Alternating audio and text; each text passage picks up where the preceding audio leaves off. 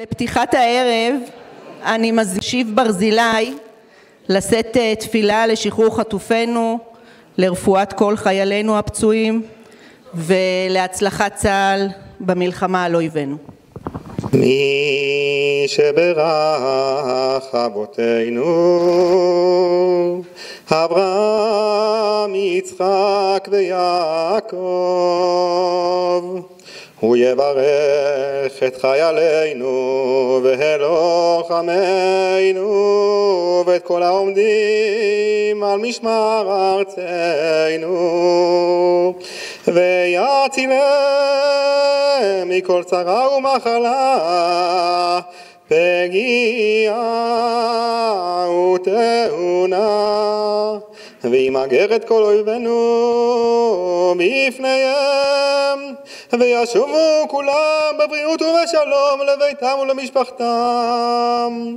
ישלח הקדוש ברוך הוא רפואה שלמה מן השמיים לכל פצועינו, ויושיע במהרה את אחינו החטופים, וישובו לחיק משפחותיהם,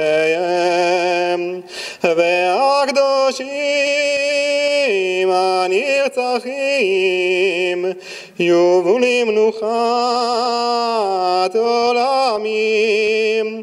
איתה הקדוש ברוך הוא אחדות, אחווה ושלום בקרבנו, וייתן חוכמה ועצה למנהיגינו, ונאמר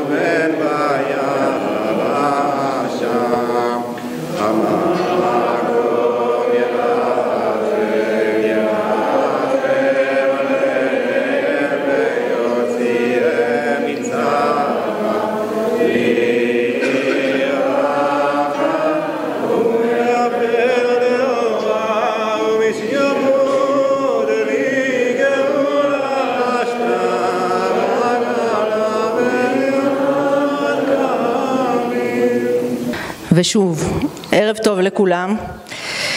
מרגש לראות את כל מי שנקבצו ובאו לערב הזה, ולמעשה ניתן להחשיב את הקהל פה למשפחה אחת גדולה, משפחת מרקן, ששלובה וקשורה בצאצאי יצחק ולילי קנולר הרבים. אז הערב אנחנו נספר קצת על המוסד להכשרת נוער וילדים במרקן, וגם על מייסד ומקים המוסד יצחק קנולר ז"ל, שהערב אור לט' באייר הוא יום השנה לנפילתו. וכך כתב משה גלידאי, מי שהיה כתב בעיתון הבריגדה היהודית החייל, על בית בני הזוג לילי ויצחק קנולר ז"ל בבריסל. והבית תמיד הומה ממבקרים. רוב הבאים בתוקף תפקידים שונים בשטח עבודתם באו. דירת קנולר משמשת להם תחנה, אוכלים ולנים בבית הזה במשך ימים. והדירה מלאה על פי רוב חבילות, צרורות, מזוודות. בפינה אחת מונחת ערימה של ספרי קודש וחול, ספרי לימוד המחכים למשלוח למוסד הילדים או לנקודת ההכשרה. בפינה אחרת מונחות קופסאות שימורים לחלוקה, ובחדר הפנימי צרורות בגדים וכלים המיועדים למרקה. פניתי פעם אל רבי יצחק נולר ואמרתי לו, רצוני לכתוב אודותיך ועל מפעלך בצופה, וביקשתיו שיספר לי משהו על עצמו. הוא השתמט באמתלה שאין לו זמן, ואומנם טרוד הוא היה בכל שעותיו, אך ידעתי כי לא בסיבה זו בלבד נעוץ הסירוב. בהזדמנות אחרת אמר לי, אם רצונך לכתוב משהו, כתוב על בעיית הילדים היתומים הנמצאים בבתי נוכרים, ועל דבר הצלתם, אך אל תזכיר את שמי ואת ביתי, כי הדבר יכול להזיק לפעולה. אני מזמינה את פרופסור מנחם כהנא, נכדו של יצחק נולר ז"ל, שיספר על האיש שאמר מעט ועשה הרבה, אישיותו ופועלו. ערב טוב. אני לצערי לא הכרתי אישית את סבא יצחק נולר, למרות שנפגשנו פעם אחת, סמוך להגעתו לארץ, בקבוצת יבנה. הבעיה שהייתי בן שנה ו4 חודשים, ואני לא זוכר הרבה מהמפגש הזה, חוץ מתמונות. ועם זאת, זיכרונות הילדות הראשונים שלי קשורים בעקיפין לסבא יצחק.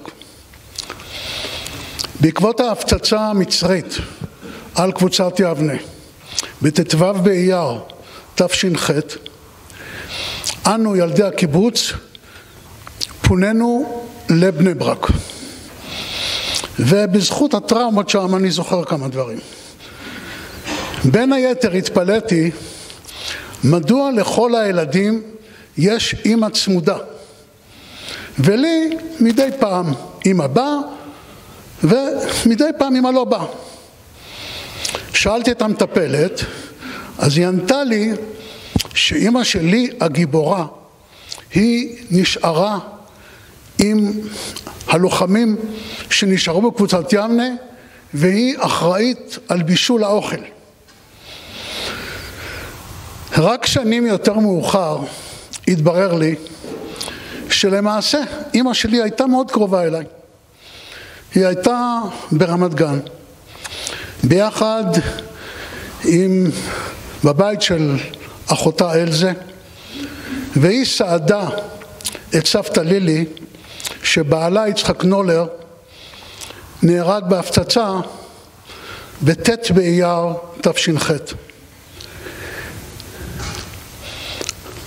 אני חושב בדיעבד שסבתא חנה עשתה בצדק.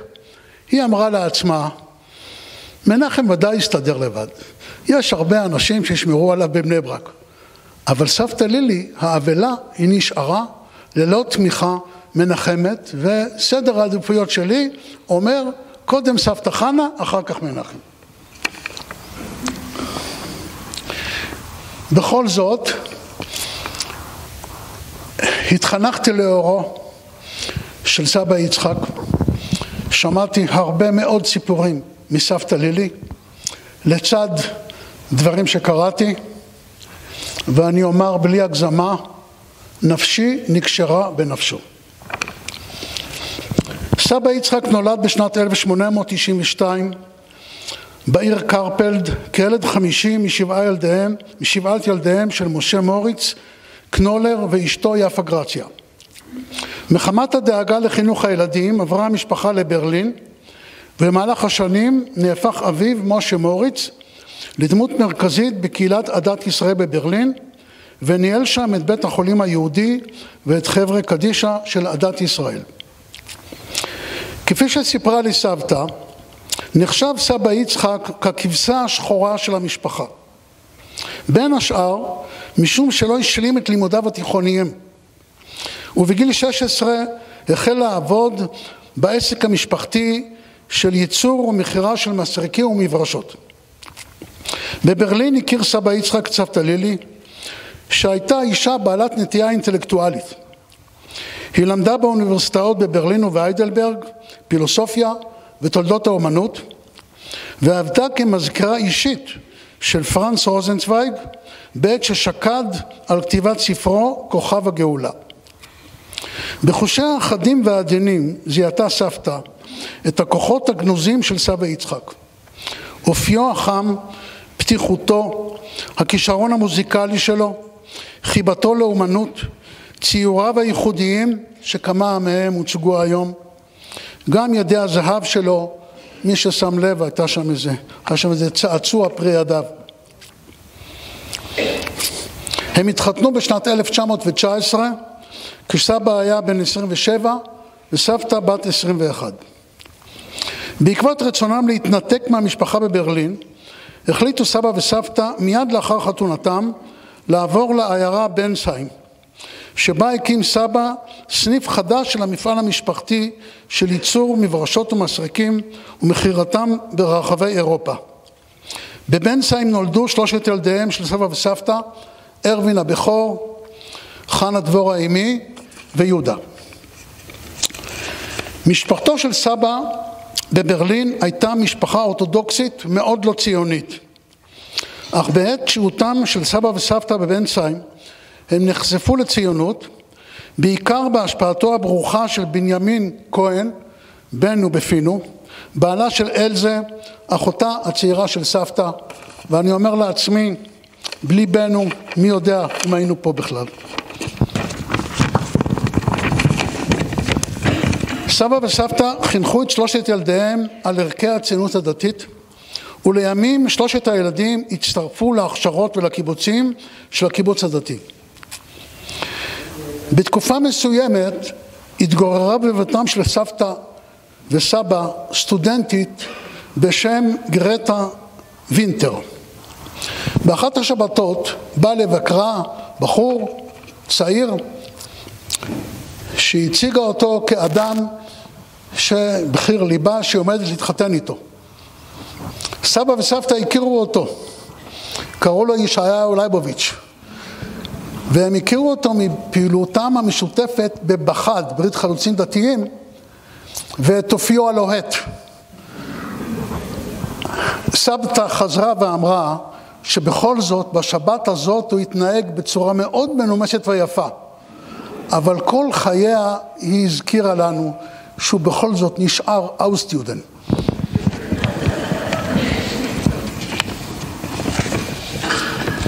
מתוך דאגה לחינוכם היהודי של הילדים החליטו סבא וסבתא לעבור מבנסהיים למנהיים בשנת 1931, ששם התפתחה קהילה של זוגות צעירים דתיים, וגם היה שם סניף של בני עקיבא. אולם לאחר עלייתו של היטלר לשלטון, חזה סבא את הסכנה הנשקפת ליהודי גרמניה. ארווין עלה בגיל 16 לארץ, ושאר בני המשפחה עברו בשנת 1936 לאמסטרדם בהולנד. רוב האחים של סבא ובני משפחותיהם לא עזבו את גרמניה, ובסופו של דבר רובם נספו בשואה. בהולנד, שאליה העביר סבא את המפעל שלו, פיתחו סבא וסבתא קשרים חברתיים ענפים, בייחוד עם פליטים מגרמניה. ההולנדים המקוריים לא רצו להתקשר אליהם. וביתם הפך למוקד מרכזי של משפחות בעלות אוריינטציה ציונית. אמי עלתה לארץ במסגרת עליית הנוער לכפר חסידים בשנת 1939.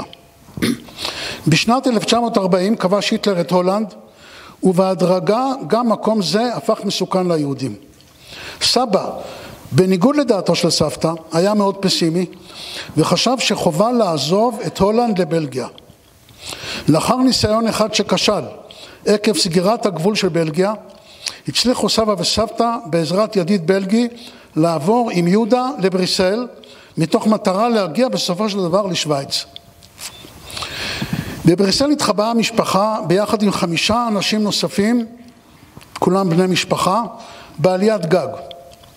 סבא הצטרף למחתרת בשם בנקו, שסייעה לאנגלים הן במודיעין והן בהעברת נשק. יהודה בכלל לא יצא מן הבית בגלל תווי הפנים היהודיים שלה, ובילה רוב הזמן בקריאת ספרות בצרפתית, ואילו סבתא היא שעשתה את הקניות. סיפור אחד להדגמת האינטואיציה של הסבא והתושייה שלו. יום אחד דופקים על דלתם שני חיילים נאצים שקיבלו ידיעות על הימצאותם של יהודים בדירה. באותה שעה יהודה התפלל תפילת שחרית עם תפילין. סבא ישהר את פתיחת הדלת כדי לאפשר ליהודה להחביא את התפילין, ולאחר דפיקות חוזרות ונשנות פתח להם את הדלת, וכשהם שהו בכניסה החל לצעוק עליהם בגרמנית איך הם מעיזים לחשוד בו שהוא יהודי, בתוספת איומים שאם לא יסתלקו מיד הוא יגיש נגדם תלונה במפקדה הגרמנית. מכל מקום, לאחר האירוע זה, סבא הבין שחובה עליהם לברוח לשוויץ. בעזרת חברים בלגיים מן המחתרת, הוא השיג דרכונים מזויפים איכותיים, ובנה תוכנית מפורטת מאוד איך להגיע לשוויץ, דרך כמה תחנות לינה ביניים בצרפת הכבושה. הם יצאו לדרך בדצמבר 1942, ולאחר מסע ארוך, שחלקו האחרון נעשה רגלית בשלד הכבד של סוף דצמבר, הצליחו כל ששת הברוחים להגיע לשוויץ. אולם לרוע המזל, השוויצרים זיהו אותם כפליטים של משיגי גבול, ובאכזריות שקשה לתארה, החזירו אותם לצרפת. המעוניינים בפרטים יוכלו לקרוא זאת בחוברת 8 שניצלו, שכתבה אחת מהחבורה, דבורה פרנק, אחיינית של סבא. מחוסר ברירה עשו השישה את כל הדרך חזרה לבריסל, ובמשך 1.5 שנה החליפו סבא וסבתא 8 דירות, כשמצליחים לצאת בשלום מכל הסכנות שערבו להם, בעזרת מה שהגדירה סבתא כניסי ניסים. בתקופה זו חזר סבא לפעילותו במחתרת הבלגית, ולפרנסתו קנה טבק, וביחד עם יהודה הכינו ממנו סיגריות ומכרו אותם. בספטמבר-אוקטובר 44 כבשו הצבאות של בעלות הברית את בלגיה, ולאושרם של סבא וסבתא לא היה גבול.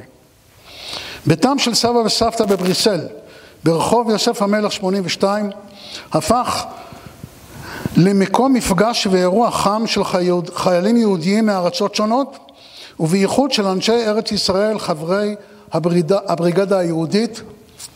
ביתו של אחד מהם, דוב קנול, אורה, יושבת איתנו היום פה.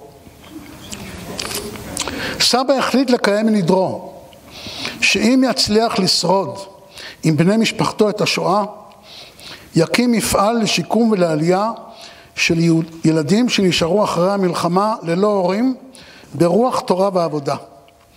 בתחילה הקים מוסד קטן בלב לבחורים מבוגרים, גם יהודה שעה שם, ולאחר מכן הקים את המוסד במרקן, שעליו אני לא אעריך, בגלל שהוא הנושא של הערב. בפעילותו במרקן הוציא סבא מהכוח אל הפועל את מירב כישוריו ויכולותיו. יצירתיות, מקוריות, יכולת הסתגלות, התאוששות והתגברות על מכשולים, וטוב לב שופע. כמו כן ניחן סבא באינטואיציה בריאה וביכולת קריאה נבונה ונכונה של המציאות הריאלית. הוא היה בעל יוזמה ותושייה, אקטיביסט בעל מרץ בלתי נדלה וכושר ארגון מרשים. איש מעשה ולא דיבורים, אשר שילב באופן יוצא דופן חזון ומעש. אישיותו החמה והכריזמטית, רגישותו האנושית והבנתו המעמיקה את הזולת, אפשרו לו לפתח קשר חם ובלתי אמצעי עם ילדים ובוגרים בעלי אופי מגוון. דמות מופת מקרינה אמון על כל הסובבים אותו, מיתומים חסרי כל ועד ראשי מוסדות ואלי הון שלכספם היה זקוק כדי לממן את הפעילות במרקן. כל זאת שלצידו סבתא ליליה האצילה, העומדת לימינו ומסייעת לו ברוך ובטקט, במיוחד באירוח. קורא אני על סבי יצחק קנולר את דברי נעים זמירות ישראל, אבן מעשו הבונים, הייתה לראש פינה. ושר אני עליו את שירו של יונתן, איפה ישנם אנשים כמו האיש ההוא. כאמור, גורלו של סבא בארץ לא שפר עליו. כמה חודשים לאחר עלייתו נפל בנו בכורו ארווין בקרב על עטרות, והוא עצמו נהרג בהפצצה המצרית על התחנה המרכזית בתל אביב. במותו איבד עם ישראל את אחד מטובי בניו, שהיה מסוגל להגשים בארץ גדולות ונצורות. מי ייתן ונהיה ראויים להגשים את חלומותיו.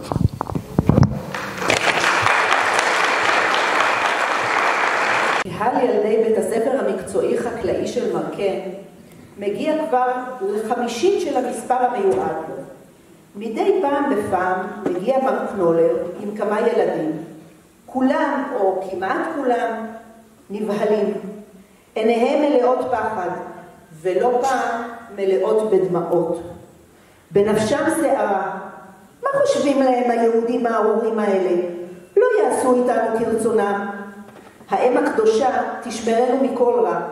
אם יהיה צורך, נברח בלילה. או נסבול בשקט. לא נוכל. נברח.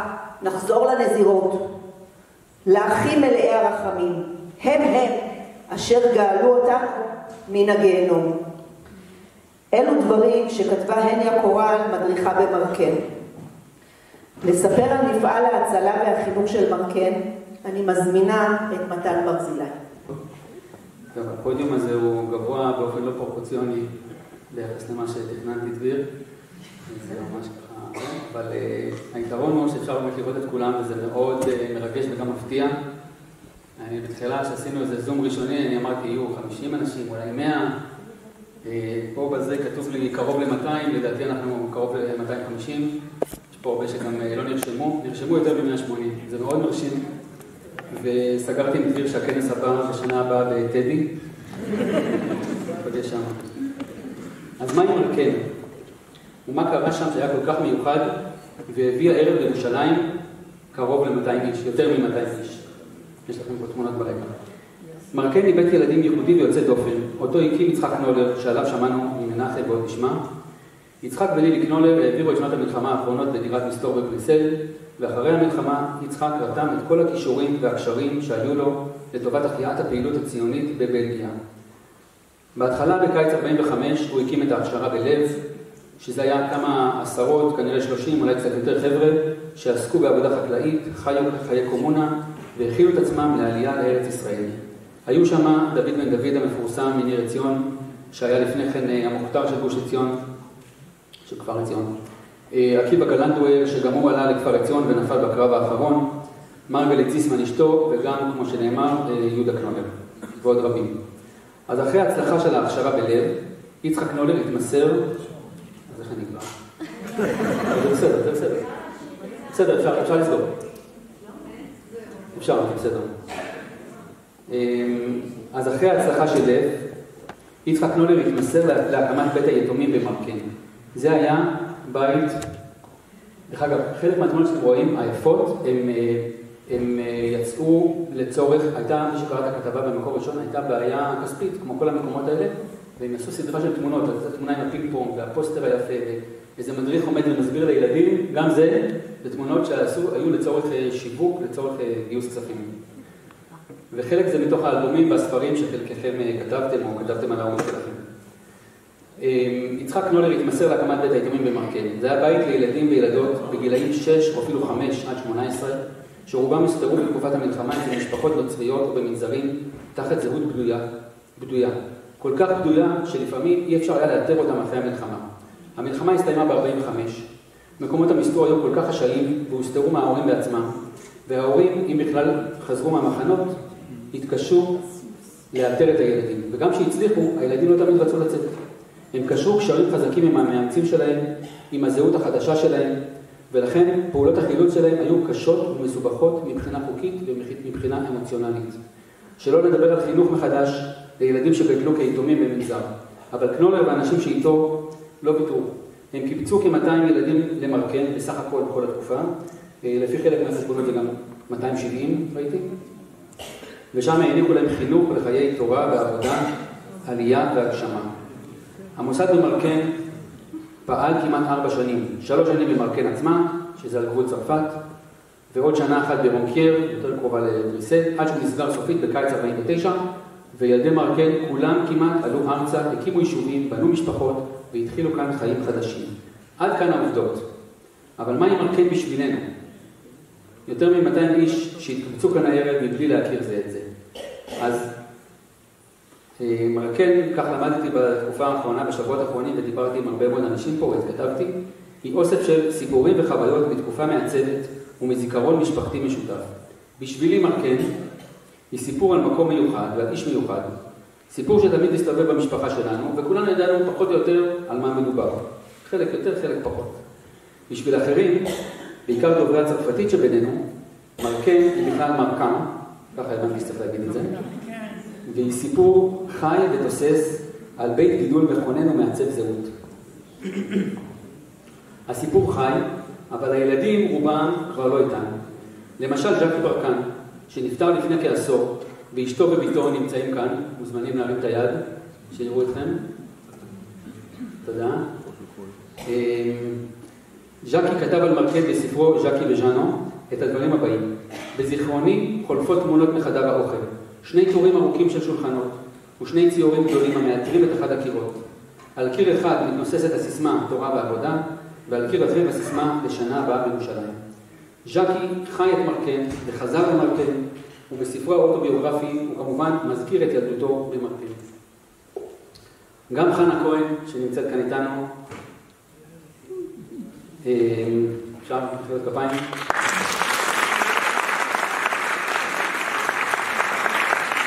אז גם חנה כהן חזרה למרקן לפני בערך 30 שנה, לפי מה שכתוב בספר שלך.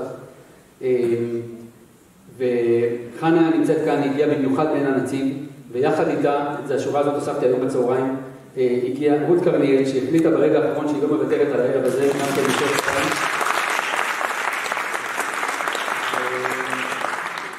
זה היה עד שהגעתי לפה, וכשהגעתי הסתבר שיש לנו פה עוד ילדת מרקן, ברטה צ'אפק.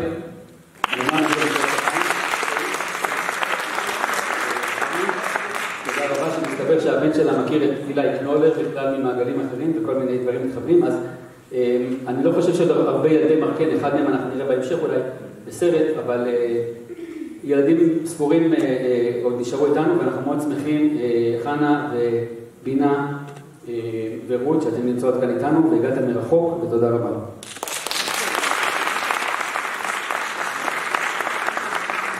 אבל רוב ילדי מרקן שנמצאים כאן הערב הם למעשה ילדים של ילדי מרקן, או נכדים של ילדי מרקן.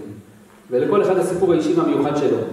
למשל ציקי גד, שנמצא כאן עם אחותו וידי גד, ונדמה לי שעם עוד אחות, אם הבנתי נכון למטה. איך? ריקי. תודה. נמצאים כאן כנציגים של אהרון גד. אהרון גד היה הרוח החיה במפגשים של ילדי מרקן בשנות ה-90 ושנות ה-2000. ציקי הוא דור שני, אבל גם הוא חי את הסיפור של מרקן. מה זה חי? לפני 9 שנים בערך, לא נראה לי שכמעט אף אחד יודע את זה, הוא הקים אתר דף ויקיפדיה של מרקן, כדאי לכם להיכנס, אפשר גם, אתם יודעים, ויקיפדיה להעשיר אותה. ושם הוא מספר את הסיפור של אבא שלו, וגם במסגרת אחרת שנקראת שגרירי זיכרון בגוף ראשון, זו יוזמה שגם לא הכרתי, שבה ילדים, או התור שני, נותנים עדות, אבל בגוף ראשון, לא מספרים מה אבא עשה, אלא בגוף ראשון. אבא של ציקי, אהרון גד, הוא אחד מאותם 7 נערים נפלאים שחגגו יחד בר מצווה במרקן בשנת 1946. זה מתואר בספר ליצחק נולר בצורה מאוד יפה. זה היה בימים הראשונים של המוסד, וכשאהרון נקרא לעלות לתורה, אחרי 3 שנים במנזר, התברר לו במפתיע שהוא כהן. ההתרגשות הזאת מהאירוע שבו 7 נערים, שכמה שבועות לפני כן שיננו את התפילות במנזר, עולים לתורה, מתוארת בספר הזיכרון של קנולר על ידי הניה קורל. ומהי מרקן של הניה קורל? במובן מסוים, מקום העבודה הראשון אחרי השואה, אפשר להגיד. הניה ופולה קורל היו 2 המדריכות הראשונות של מרקן. הם העבירו בעצמן את שנות המלחמה במסתור, ואז פתאום במעבר חד מצאו את עצמן מדריכות ומטפלות בילדים שעברו חוויות דומות לשלהן, שצעירים מהם רק בכמה שנים. הניה ופולה כבר לא איתנו הרבה זמן, אבל הילדים והנכדים שלהם נמצאים כאן בהמוניהם, וגם להם מגיע מחיאות כפיים.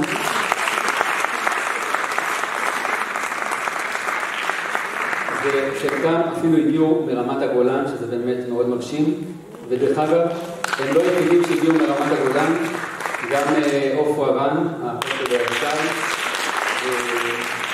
וכאלה שגם מירה בן דוד שלי, הגיעה בקיצור, היה אפשר להוציא אוטובוס רק מרמת הגולן. מה? בכלל, באמת היה אפשר לעשות הסעה, חבל שבאתם ברכבים. בקיצור, יש פה ייצוג מאוד יפה, גם מנוב, גם מיונתן, וכנראה שעוד. ולפעמים מרקן היא סיפור משפחתי. זה לא קרה הרבה, אבל זה גם קרה. צבי ואסתר לבן בראון הגיעו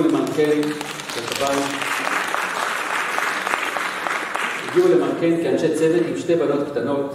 צבי לימד את הילדים יהדות, וסידור וחומש וברכות וכן הלאה, ואסתר עבדה במחסן הבגדים, ושתי הבנות שלהם גדלו במוסד, בדיוק כמו שולמית מלמד, הבת של יוסף ולק ששימש כמנהל של מרקן בשנת תש"ז. ואם הזכרנו את יוסף ולק, התברר בימים האחרונים שהנכד שלו, ישי קליין, הוא המ"פ במילואים של הבן דוד שלי, כמו שבאת.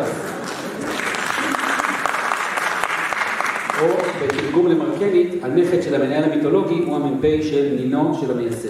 ופתאום כל הפלוגה, התברר, מדברת על זה כנס בירושלים ביום שלישי.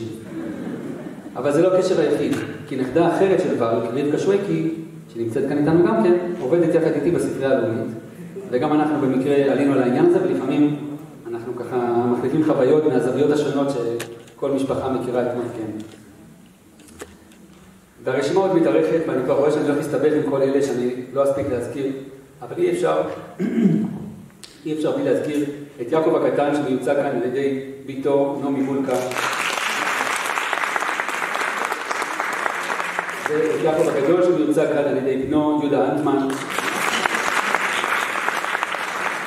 ואת משפחת איזבוצקי שהגיעה גם היא בייצוג בצורה מאוד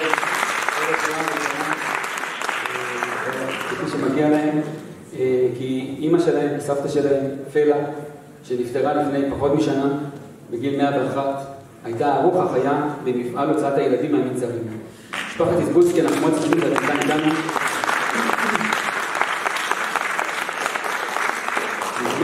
אם אני לא טועה, שפלה ובוטק הכירו, או אני חושב התחתנו בחצר ביתם של סבא יצחק וסבתא לילי קנולר, שהיה מקום מפגש תוסס לכל צעירי התנועה אחרי המלחמה. אל הבית הזה התקבצו גם חיילי הבריגדה, ובראשם דוב קנול, שכמו שמנחם אמר, אורה, הבת שלו, יושבת כאן. ועוד דבר שלמדתי פה במפגש למטה עכשיו, זה שרות קרניאל, ילדת מרקן, היא גרה באותו רחוב יוסף השני, בבריסל, היא גרה שם אחרי המלחמה בשכנות ליצחק ולילי קנולר. אם כן, זוהי מרקן. אוסף של סיפורים וחוויות מתקופה מעצבת ומזיכרון משותף. הסיפור של מרקן מונצח בלא מעט עדויות וספרי זיכרון אישיים וגם בסרט או שניים, אבל התברר לי ממש בימים האחרונים שעל מרקן נכתבו גם עבודות אקדמיות, לפחות 2. תמרי גלעד יקונט, קלתו של אריה יקונט, אני נמצאת כאן, אריה יקונט היה אח של אפרים יקונט, ושניהם ילדי מרקן המפורסמים, ולשניהם יש פה נציגות. אז היא כתבה עבודה מפוארת על המוסד הזה, וכמובן אריה רייזל, שהגיע אלינו במיוחד, ואנחנו מאוד מאוד שמחים שאתה איתנו, אריה. אריה כתב עבודה בשנת 1975, והעבודה הזאת היא הבסיס של הכתבה במקור ראשון שמעוז ואני כתבנו. אריה בעצמו, הוא לא כתב את זה, אבל הוא גם כן ניצול שואה גם הסתתר וגם עבר במחנות, ותודה רבה שהגעת, וגם על התיעוד שעשית למרקן. זהו, לכל אחד ואחת מהנוכחים יש את המרקן שלו, והערב הזה, בזכות היוזמה המבורכת של דביר, וזה באמת מגיע מחיאות כפיים.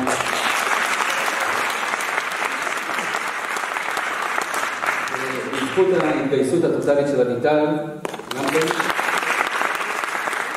וגם אחרים, בזכות כל הדברים האלה, הסיפורים פה מתכנסים ופוגשים זה את זה למפגש, שהוא למעשה המשך של המפגשים שהיו ב-2008 וב-97, ולעוד הרבה מפגשים של ילדי מרקן שהיו לפני כן, ומי יודע איפה והאם בכלל הם מתועדים איפשהו. אז אנחנו מציינים היום יחד עם את הזיכרון הקולקטיבי, שהוא גם יום הזיכרון לסבא יצחק קנולר, ואנחנו הופכים אותו ליום זיכרון הסיפור של מרקן, סיפור שכל אחד מאיתנו אוחז משהו ממנו, וביחד הסיפור הזה מאיר במלוא זוהרו, ונושא את עצמו אצל כל אחד מאיתנו ואצל כולנו יחד. תודה רבה. אל הבמה אני מזמינה את ציפורה וייס, נכדתו של יצחק קנולר ז"ל, שתנגן לנו את השיר ענבים מאת יוסי גרין, ולאחריו את והיא שעמדה, והקהל מוזמן להצטרף בשירה.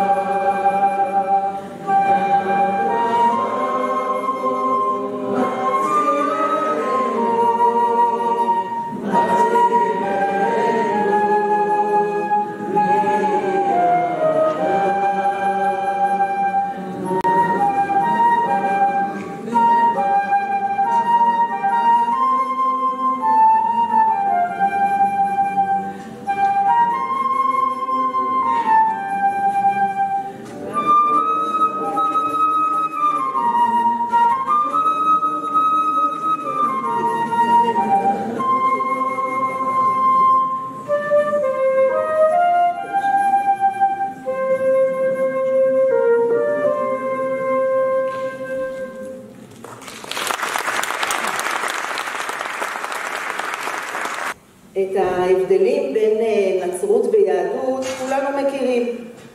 לנוצרים יש חג מולד, עץ, מתנות, ארוחה, וליהודים צומות, איסורים, ניקיונות, לחץ, בקיצור, חג שמח. בנצרות עוברים עבירה, מתוודים ומקבלים מחילה. וביהדות, קודם תתבייש, תצום, תכה על חטא, תדבר עם כל מי שפגעת בו, תבקש סליחה, אולי תקבל מחילה, וגם אז יש מצב שיבואו ויגידו לך בחלום, עוד לא סיימנו.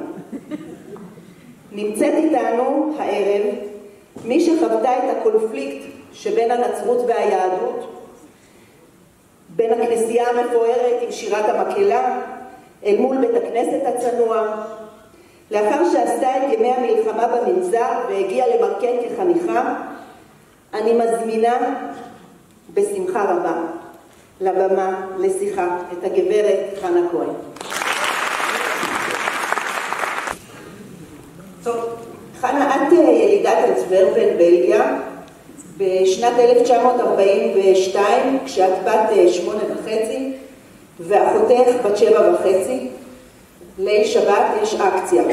היהודים שברחוב שלכם נאספים על ידי הגסטאפו, ואימך מצליחה להתחבא איתכן ולפנות בוקר להבריח אתכן למנזר ליד אנטוורפן. אז תספרי קצת מה קורה במנזר כשאת מגיעה. לא זוכרת. אני זוכרת שאמא עזבה אותנו, השאירה אותנו שם. לא כל כך קלטתי מה קורה. ידעתי שבגלל הגרמנים שהגסטאפו שהיו בלילה, שצריכים להחביא אותנו. אבל אני לא זוכרת. הייתה לכם חלוקה לקבוצות גיל? כן, היינו בגיל, כל אחד בגיל אחר, זאת אומרת, נפרדתי כבר מאחותי, היא צעירה ממני, אז וכולנו גרנו בחדרי שינה גדולים, עם נזירה משגיחה, שהיה לה וילון מסביב למיטה. כשגדלתי בשנה, אז כבר עברנו אולם, ואז לכולנו היה וילון מסביב למיטה, כדי שלא יראו אותנו מתפשטות צניעות לילדות בנות 9. ושינו לכם גם את השם, נכון? כן, אני נשארתי עם גילדה,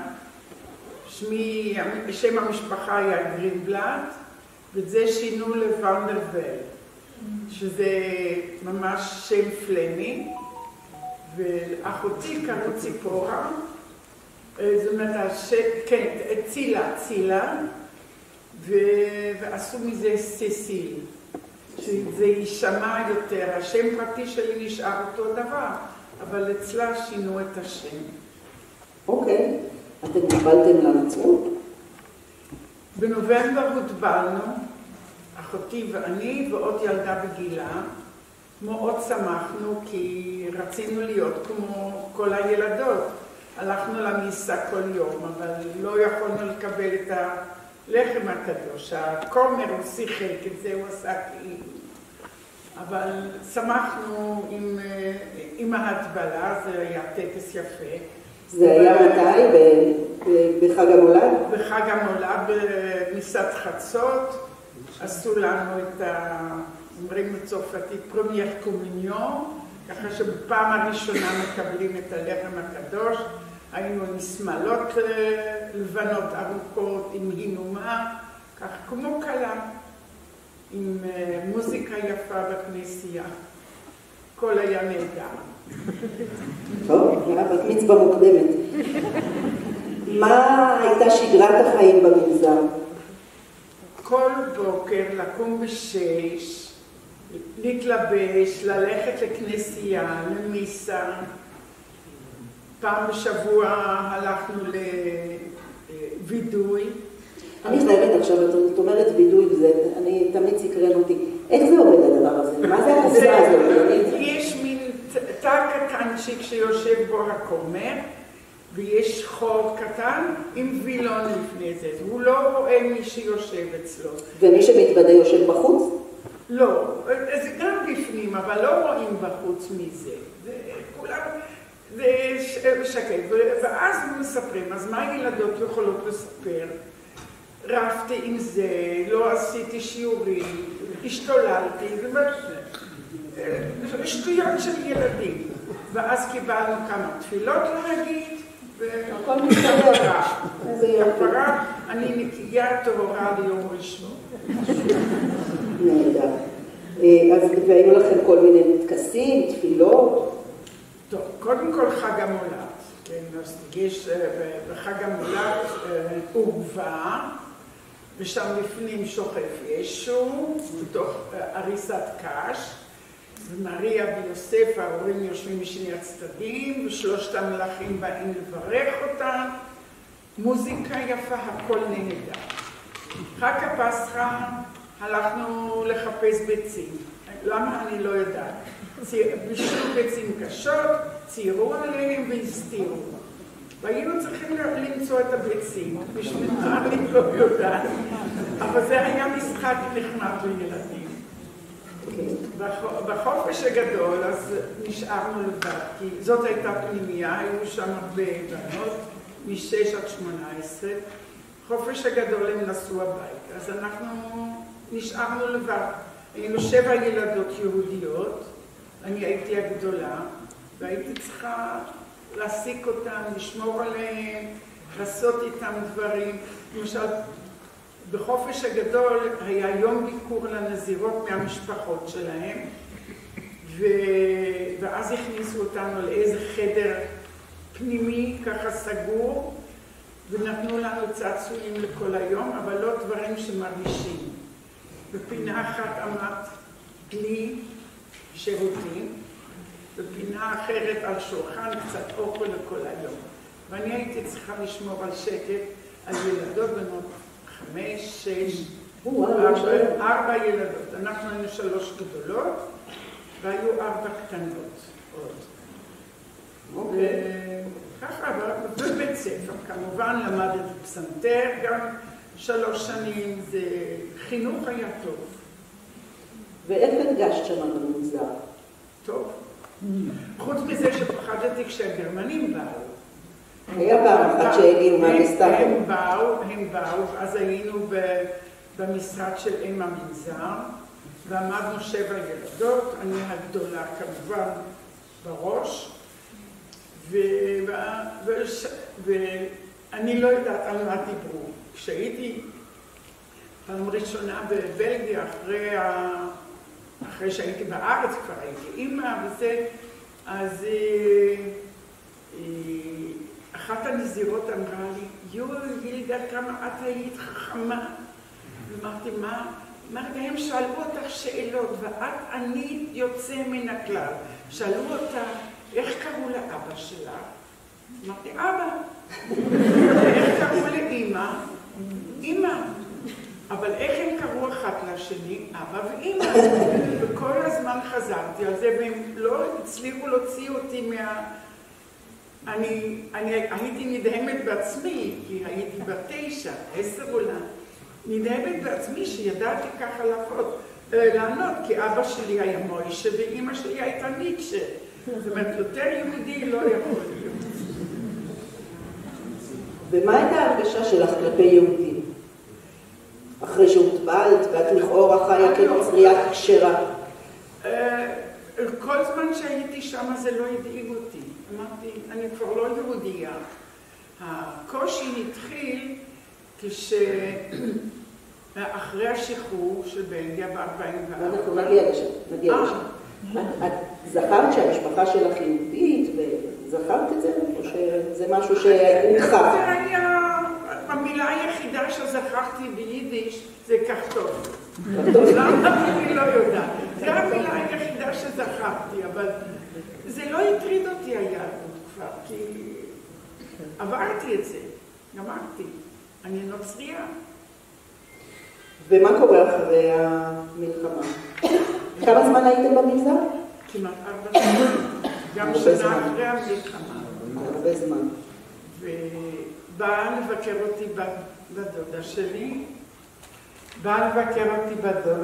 והיא בהתחלה באה רק לביקורים, לא יכלה. אבל אחר כך הרגשתי כבר שמשהו מתחיל לזוז. ונגמרה המלחמה, וכבר היה לה איפה לגור, והיא הייתה נשואה עם ילדה בת 6 אז. ואז התחלתי והיא רצתה לקחת אתכם. ואז כבר לא הרגשתי טוב, כי ידעתי שהיא באה לקחת אותנו. לא רציתי, לא אני, אחותי עשתה מה שאני עשיתי. לא רציתי,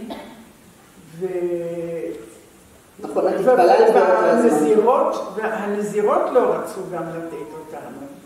שתי ילדות כבר עזבו, כי אחת אמא שלה הסתתרה אצל העוזרת של הכומר, והשנייה שני דודים באו לקחת. זאת אומרת, ראיתי כבר שלוקחים אותה, לוקחים.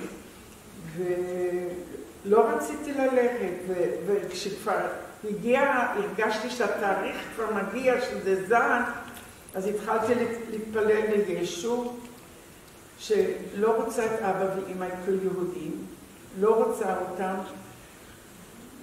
אני רוצה אותם כנוצרים.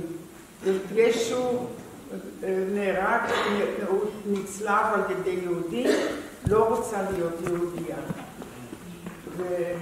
ולא עזר. דיברנו באותו הזמנים על המחשבות האלה עם מישהו במגזר, אולי בביטוי השבועי. לא, כי ידעתי שהנזירות גם לא רוצות לתת אותנו, אני פחדתי מזה. לא רציתי. אז כבשת את זה בלב. לעצמי, כן. אפילו עם אחותי לא דיברתי על זה. זה נשאר אצלי. ואז יום בהיר אחד, בא לקחת אותנו, ועשיתי לה את המוות בבית. היו לי תמונות של כל מיני קדושים, שתליתי מעל המיטה, חזרתי מבית ספר. זה כבר לא היה, עד שזה נגמר. ואז כתבתי גלויה ושלחתי את אחותי לשלוח.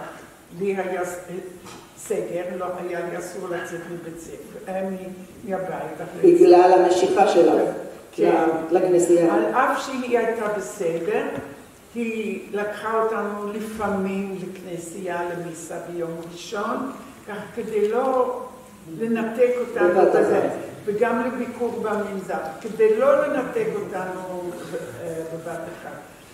ב-15 במאי זה החג של מריה, אז אנחנו למדנו בבית ספר תחכמוני, בית ספר יהודי דתי, אז דרך אגב, הלכנו לבית ספר ישר תמיד. ובאותו יום עשינו עיכוב, עברנו על יד הכנסייה, כי רציתי לראות את התהלוכה ואת הכל. וכשעבר הצלב, אז הכרחתי את הקטנה, את הבת של בדלתי לכרוע ברך, והצטלב איתנו, ואמרתי לה, אל תספרי לאמא. והיא כמובן היא סיפרה. ואז בדלתי הרימה ידיים, והיא התחילה לחפש לנו מקום. אני לא יודעת למי היא פנתה, לאן היא פנתה, אבל היא מצאה לנו את מרקן. מה קורה במרקן? במרקן אני מגיעה, המון ילדים, כולם נוצרים, כולם באו ממשפחות נוצריות, ממנזרים, וזה נורא קשה. היו כאלה, זאת אומרת, שזכו יותר מהבית, או שהם חזרו, זה כבר היה ב-46, כן, שאני הגעתי למרקן. ועוד היו ילדים. אני שמעתי שיש כאלה שהלכו לכפר, לכנסייה ביום ראשון. אני לא, הייתי צעירה, הייתי בת 12, לא יכולנו לצאת, אבל גדולות יותר כן הלכו. אבל היו תפילות לפני השינה, נכון? כן, ישנתי על יד ילדה, זאת אומרת, אני באתי למרקן, לא ידעתי צרפתית, רק פלמית, והייתה אחת מאנטוורפן שישנה על ידי, אני חושבת שזאת הייתה בינה, ברדה, נכון?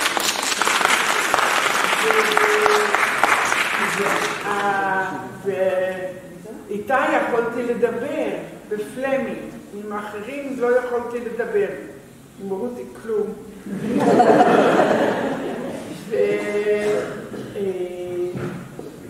והיא בערב כבר אמרה, שמע ישראל, אני לא, מה זה, לא, קודם כל לא ידעתי.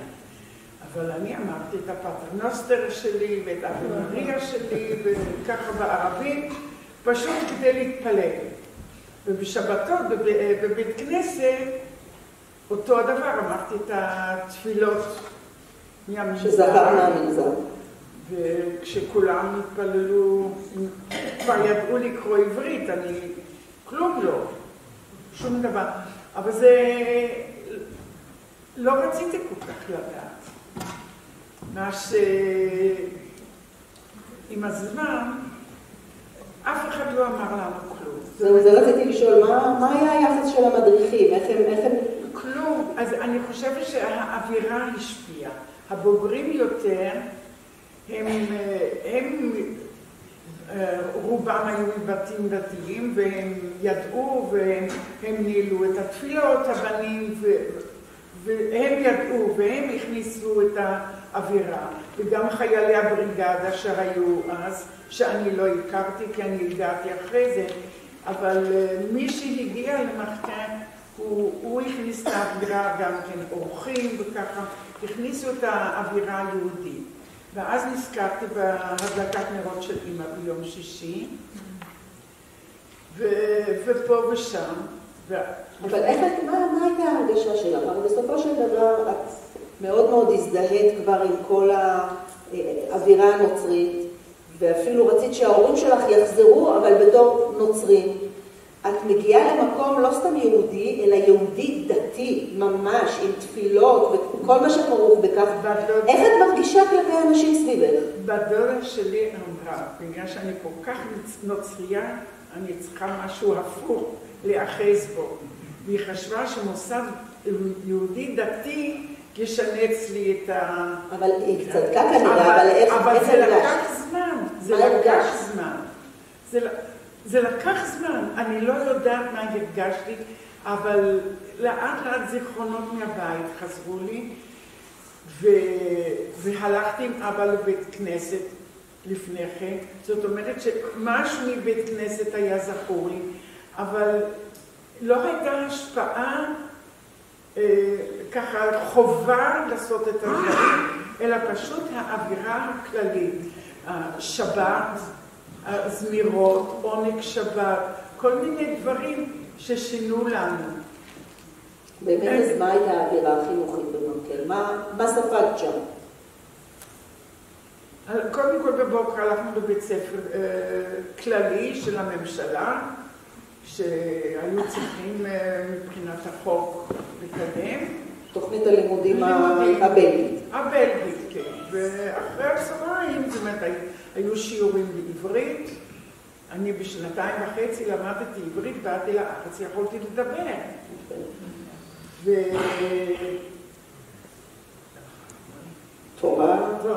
תורה, ולקרוא, לכתוב, הכל, זאת אומרת, הכל השתנה, זאת אומרת, כל האווירה מאוד מאוד השפיעה עליי, לחזור ליהדות. מה את זוכרת מחיי החברה שם? אמרתי שהייתם קבוצה, היינו היה לכם קופאי? קופאי, אהרון גת. הוא היה קופאי. ישבנו יום ראשון, רצינו ללכת לקולנוע בעיר הקרובה, בטורנה. ומאיפה קיבלתם כסף? אני מתארת לי... קיבלתם דמי כיס? בכסף בלגי, כן, כן. ורצו ללכת לקולנוע בטורנה, וילדים, אנחנו ראינו בני 13, 14 אולי, התווכחנו לאיזה סרט הולכים. כשכבר הייתה ההחלטה, אהרון אומר, אין כסף בקופה. ככה הוא אמר, אז מה אתה נותן לנו שעה לדבר ולהתווכח ולריב והכל? את רואה ככה זה יהודים. כן. את זוכרת את המדריך שלכם? כן, בטח. עומרי. אברהם בודנר. זהו, אחרי המדריכים הראשונים, הניה ופולה עלו ארצה. קיבלנו מדריכים אחרים, גם שליחים אחרים. היה אחרי יוסף בלק, היה לנו חברתי רצפי יוסף הוכברגר, הראל, והוא בא כדי, עם הגיס שלו מקבוצת יבנה, לחפש אחיינית של אשתו. נשאר להדריך. היא נשארה, לא הצליחו להוציא אותה. המשפחה לא רצתה לוותר עליה. ובוטנר היה עושה לכם איזושהי פעילות מיוחדת, נכון? הוא היה מספר לכם? הוא הקריא לנו ספרים. בצרפתית? בצרפתית כמובן, שכבר ידעתי.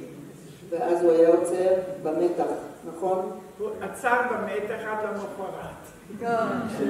שנחזור בפרט שוב לשיחה. והיו לנו שיחות על כל מיני דברים, גם על ישראל, על קיבוץ, על כל הדברים האלה, כן?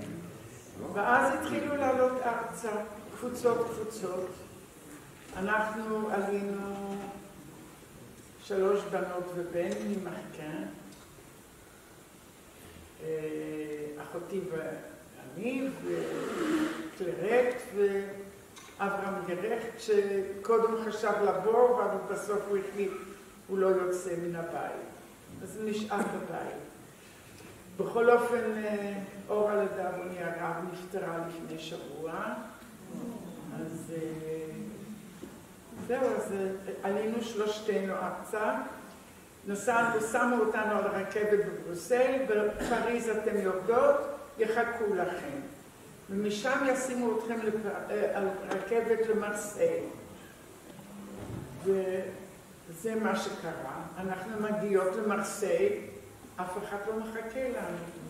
אנחנו עומדים שם 4 ילדים, בני 15, לא יודעים מה לעשות.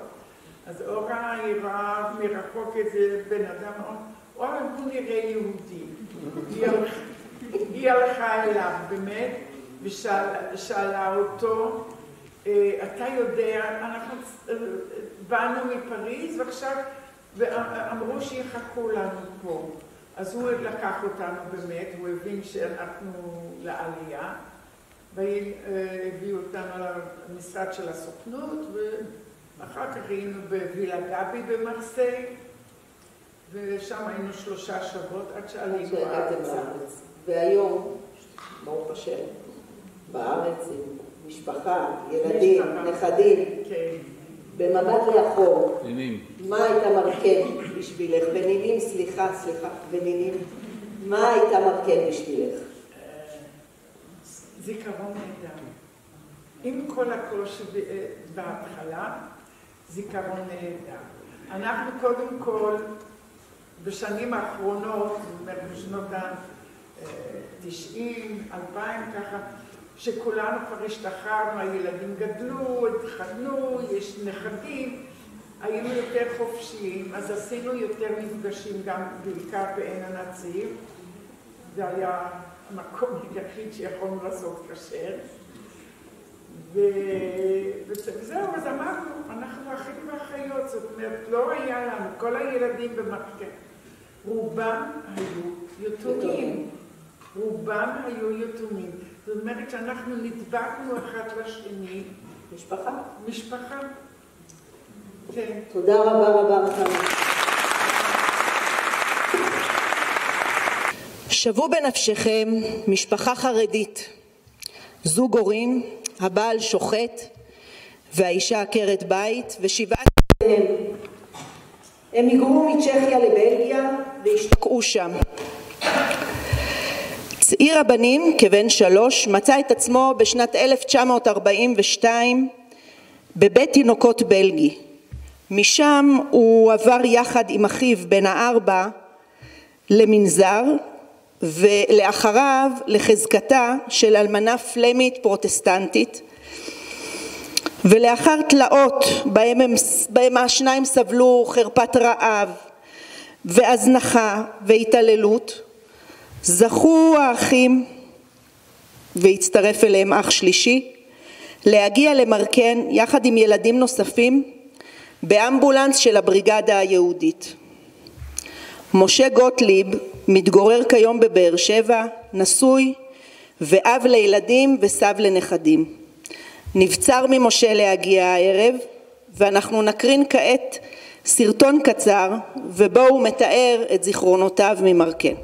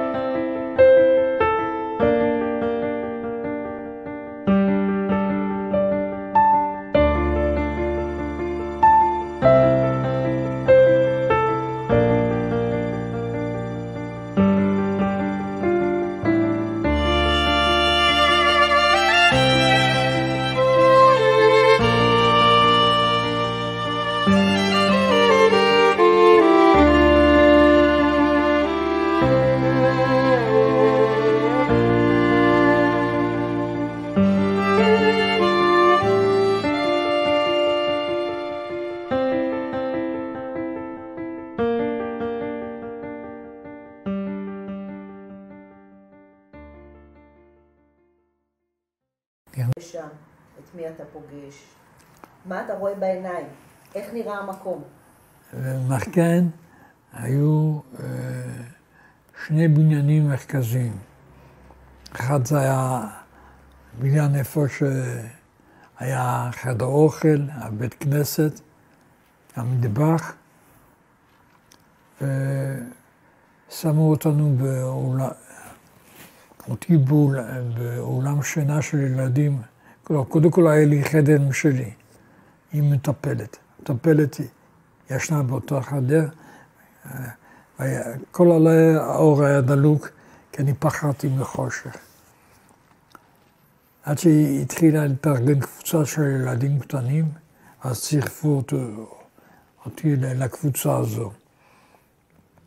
עכשיו, הקבוצת הילדים קיבלנו מדריך ומטפלת. עכשיו, המטפלת זה מהבוגרים. כי היו 3 קבוצות ילדים, אלה קטנים, יש גיל של בנימין ויש את זאב. זה היה בקבוצה של הבוגרים. אבל היו בוגרים ממש מעל גיל 17-18. ושהכשירו אותם לעלות לארץ. עכשיו, אנחנו, מרקן הסתרה על שטח גדול, כמו קיבוץ. היה חורשה והיה דשאים, אנחנו השתוללנו, הילדים. הילדות חזרה לי, לא הייתה לי ילדות תחת השלטון הגרמני. אבל שם במרקן הילדות חזרה לי, ושיחקנו והיינו משתוללים, והיינו פראי אדם. היה חדר אוכל גדול, היו שולחנות בצורה 8 צדדים, עגולים, לא עגול. מתומן, עם 8 צלעות. 8 צלעות. ואנחנו הילדים הקטנים תפסנו 3 שולחנות, הקבוצה שלנו, וכל שולחן הייתה מטפלת. עכשיו, בחדר האוכל היה גבוה, התקרה הייתה גבוהה מאוד, כמה מטרים, לא כמו כאן. לפחות 5-6 מטר. עכשיו, ליד התקרה היה רמקול, וכל יום בצהריים שמענו חדשות בצרפתית על ישראל. עכשיו, זו הייתה תקופת מלחמת השחרור. אז כשהיה ניצחון, אז כולם היו מוחאים כפיים וצוהלים, וכשהיה מפלה, זה היה שקט, דממה. ובאיזשהו שלב אתה כן נכנס לבית ספר, נכון? כן, היינו כמה ילדים, היינו 4-5, שלחו אותנו לבית ספר הנוצרי בכפר, במרקן.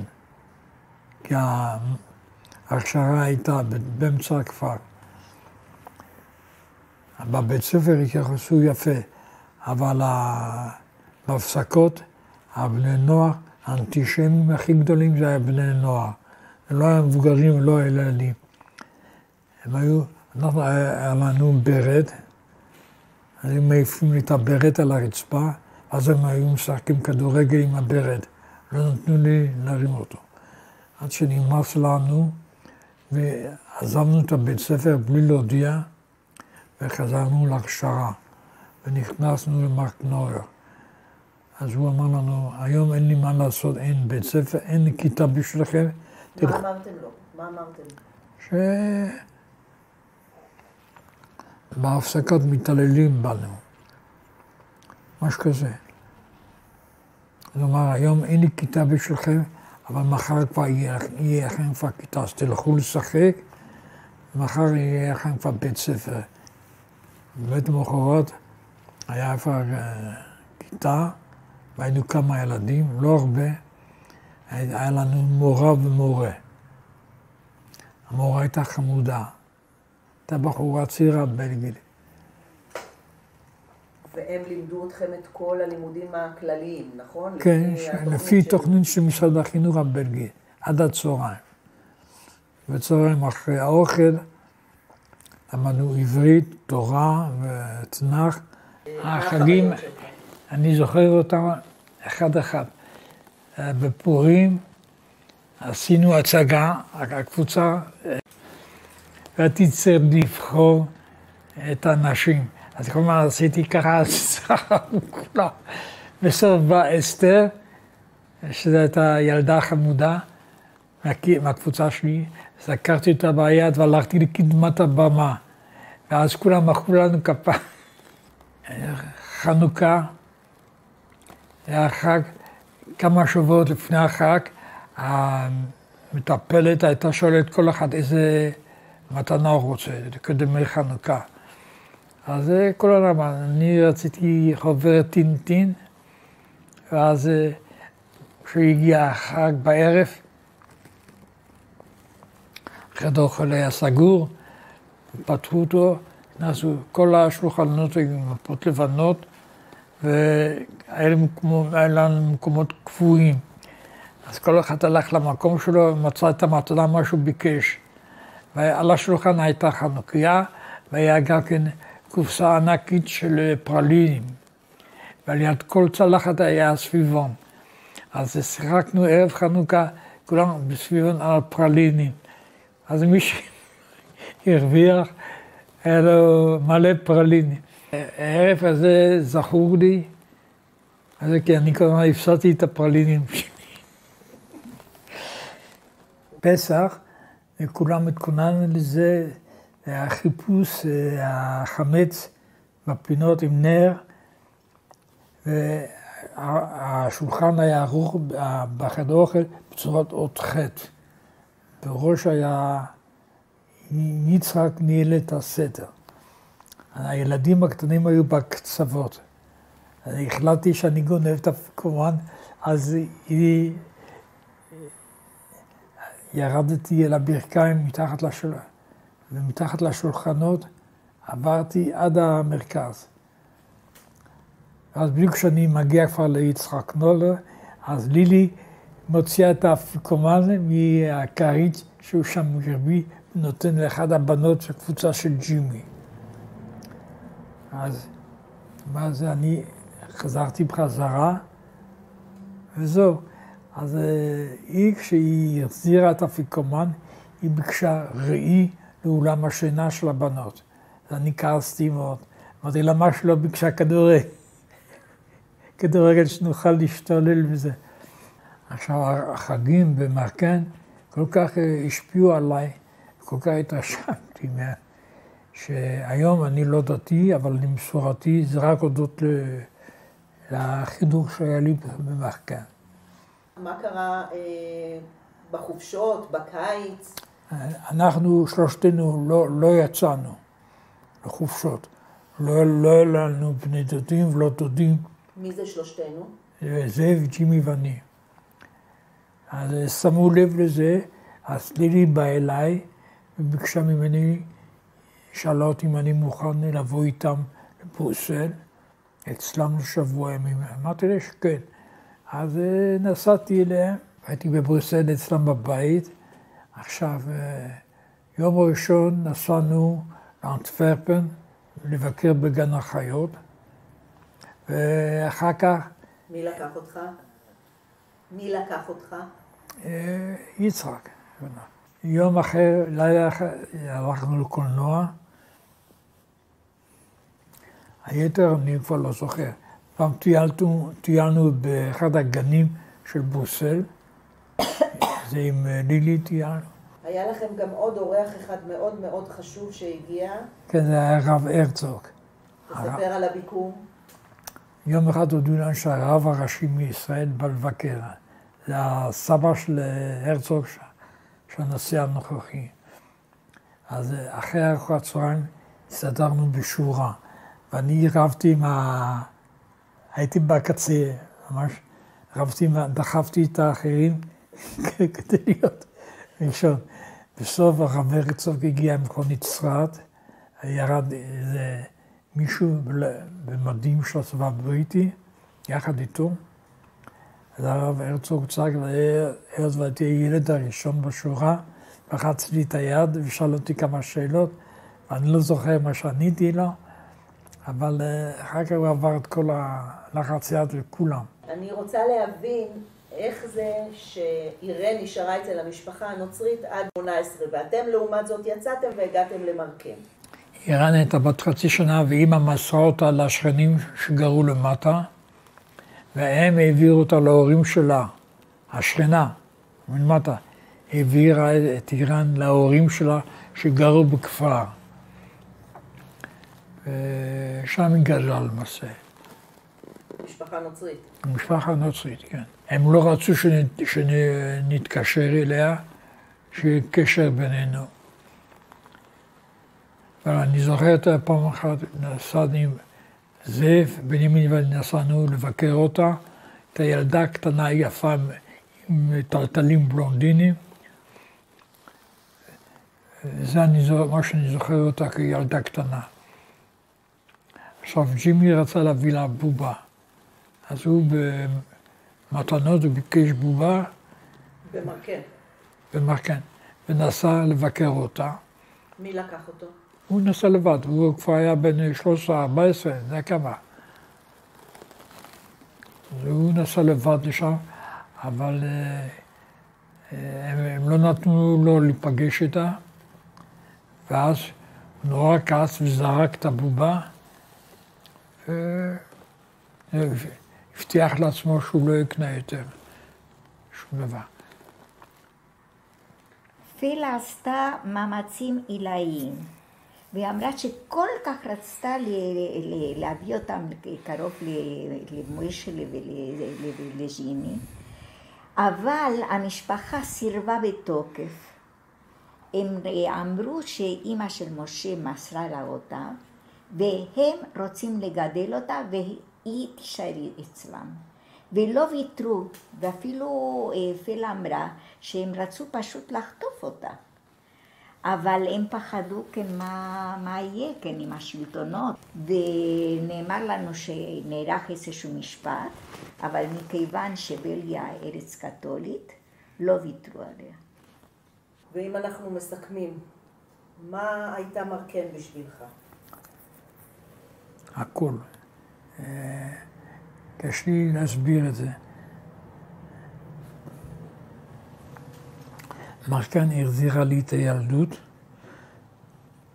היא תחת השלטון הגרמני לא היה לי ילדות, לא הייתה לי ילדות. מרקן החזירה לי את הילדות ואת שמחת החיים. זה היה בשבילי הכל למעשה. אני הרגשתי כל החיים שלנו המשותפים, שההכשרה במרקן נתנה לו את התקווה לחיות. ואין חג ואין שהוא לא מזכיר את מרקן ולא את לילי, כן, וכשהייתי איתו ביבנה התרגשתי כל כך מהחיבה כלפיו. הייתי מלאת תודה על כל מה בהכשרה העניקו למשה. זה באמת חוט השדרה שלו.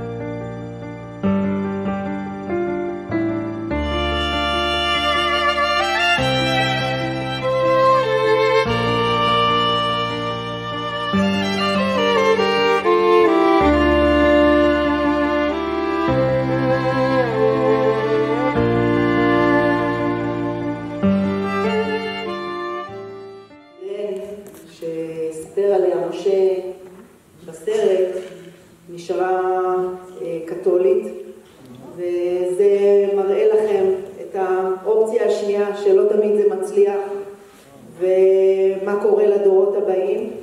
בסופו של דבר היא כן בקשר עם המשפחה, אבל מבחינת הדורות הבאים יש התבוללות מוחלטת שם, ואני זוכרת גם שחנה, כשדיברתי עם חנה בשיחת הכנה, אז היא סיפרה שהיו איתה במנזר חלק מהבנות, פשוט נשארו נוצריות עד סוף ימיהם, וגם נקברו בבית קברות נוצרי. אז היו גם מצבים כאלה שלא ניתן היה לחלץ, או לא היה מי שיחלץ, וזה עצוב מאוד. ודבר נוסף, בנוגע למשה, זה רק קוריוז קטן, שלאחר שהוא עלה לארץ והוא עבר כמה גלגולים וכמה מוסדות, אז הוא היה במשך שנה מאומץ על ידי סבתא לילי שלנו, שממש טיפחה אותו, ובתום אותה שנה הוא התגייס לצבא ומשם המשיך את חייו.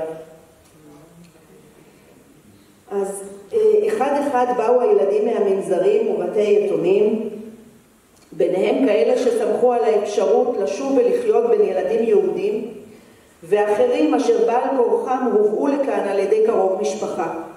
המדריכים חששו שייקח זמן לחבר בין הילדים השונים. מחד, ילדים מבוהלים שהיו כלואים בחדר מחבור במשך 3 שנים, ועכשיו פרקו מעליהם כל עול של משמעת ונימוסים. ומאידך, ילדים מנומסים ומחונכים מאוד יפה, שחיו אצל משפחות נוצריות עמידות. לידם נמצאו ילדים אשר הוסתרו על ידי הוריהם אצל עיקרים בכפר, אשר חינוכם לא היה שלם וספגו מכות, ושוב ילדים שהובאו מבתי יתומים ומנזרים שקטים, שנענשו ואולפו בעונשים שונים. וגם לאחרונה באו נערים ונערות שעברו את גיהנום מחנות ההשמדה. זה תיאורו של יעקב גולקה, אחד מהמדריכים במרקן, שהיה חייל בבריגדה היהודית. לתוך חבורת הילדים נושאת המטען הכבד הזה, הגיעה מארץ ישראל ילדה בת 6. מוזמנת לכאן בשמחה ובהתרגשות הרבנית שולמית מלמד לשיחה על חוויותיה. זה מעניין שגולקה הזכיר את הערב הזה של חנוכה, שאני לעולם לא אשכח אותו, איך שנכנסתי לחדר האוכל. כל אחד מהילדים הייתה המתנה שהוא הזמין, ואני שהייתי קצת בצד של אבא ואמא, ידעתי כמה טרחו, אולי חודש נסעו לחפש את המתנות שכל אחד ביקש. זה היה מראה, וסגרו את חדר האוכל, וכולנו כבר חיכינו להיכנס, לראות את חדר האוכל עם כל המתנות ארוזות יפה על יד כל אחד, זה דבר שאי אפשר לשכוח. אני קיבלתי ספר זיכרונות. זהו, רציתי לשאול אותך, מה? הכל אני הייתי כמו כולם, לרע ולטוב. ואת ביקשת ספר זיכרונות? כן, בטח אמרו לי שאני לא אבקש משהו גדול. כי היו כאלה שביקשו באמת דברים מיוחדים. ספר זיכרונות עד היום יש לי.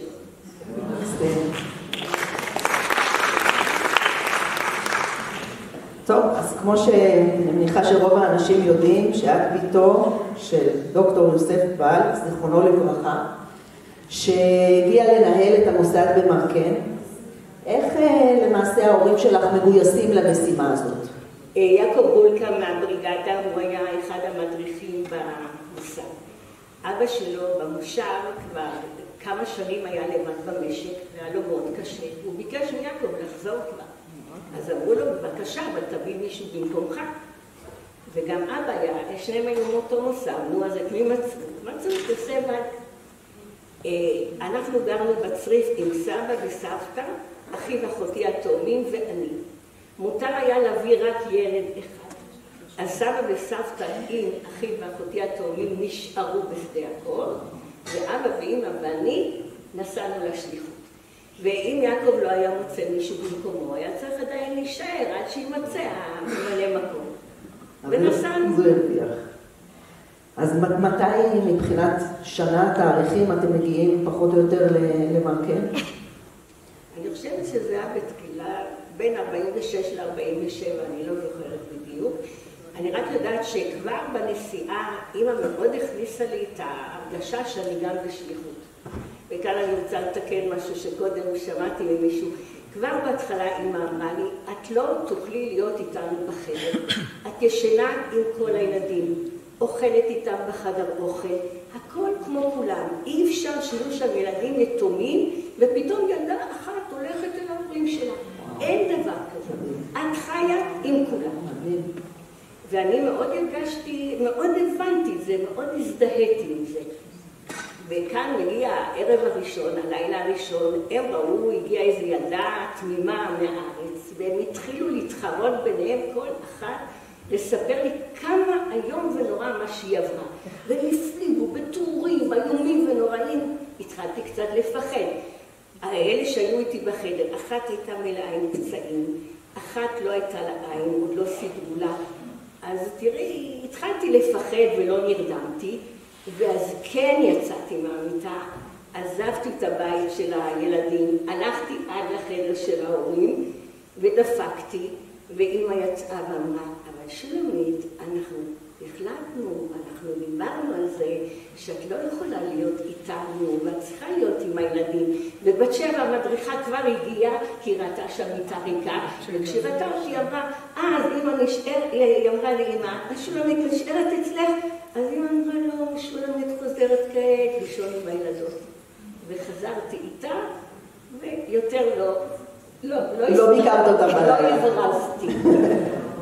אבל את יודעת שאחרי שנים כשהייתי מספרת את זה פה בארץ, ועד היום יש לפעמים אנשים שאומרים לי, אמא הייתה, אפילו לפעמים אומרים מאוד לא יפה, אכזרית.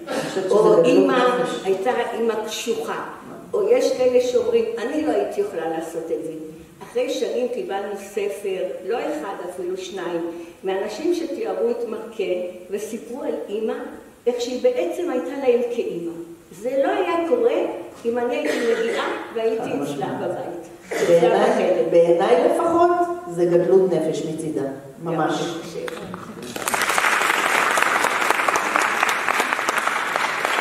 ותמיד מנסים להגיד לי, את לא יודעת מה זה עשה לך בנפש, זה בטח עשה לך סיבוך גדול.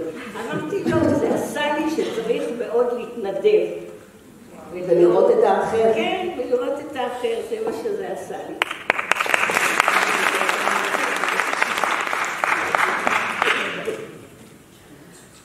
אז שולמית, את למעשה ילדה צעירה שבאה משדה יעקב, מושב רגוע, פסטורלי, יפה, בת מרקע שונה לחלוטין מהילדים האלו. איך את חווית את המפגש הזה? הם היו בוודאי גם במנהגים, גם בלבוש, גם בדיבור. איך את יוצרת את הקשר עם הילדים? אני זוכרת את המפגש הראשון שהגעתי לחדר אוכל ונתנו לנו לשתות. אני זוכרת שזה הייתה, במקום כוס היה איזה מין קערה כזאת, הכל נשפך לי בצדדים, וכל הילדים מהמוסד עמדו מסביב, באו לראות את המדריך החדש, המדריכה וילדה שלו, ומאוד התביישתי, ומאוד בלט לי שהילדים נראים אחרת מהילדים בשדה יעקב. גוונים אחרים, חלקם היו נראים חולים, אבל זה עבר מאוד מאוד משום שהתחברתי אליהם ובסוף היו נראים לי רגילים לגמרי. אני דיברתי איתם גרמנית ויידיש, עם חלק. אחרת לא הייתי בכלל יכולה לדבר איתם. איך ידעת? כי סבא וסבתא, סבתא ידעה גרמנית, אז בבית דיברנו גרמנית. אחר כך כולנו למדנו צרפתית ודיברנו צרפתית. יפה. אז איך את משתלבת בשגרה? מה זכור לך מבחינת אוכל, פעילויות? אני אגיד לך דברים מסוימים שאני מאוד מאוד זוכרת. אני זוכרת את חדר האוכל, כמו שהוא גם סיפר, ישבנו בשולחן, ודווקא באותו שולחן לא היו רק הקטנים, היו קטנים, בינוניים, גדולים, רצו לתת הרגשה של משפחה, ולכל שולחן הייתה מדריכה. גם אני הייתי שם בשולחן, ומאוד מאוד ניסו להרגיל את הילדים עוד פעם לנימוסים יפים. אז אני זוכרת שהמדריכה דרשה שנאכל בסכין ומזלג.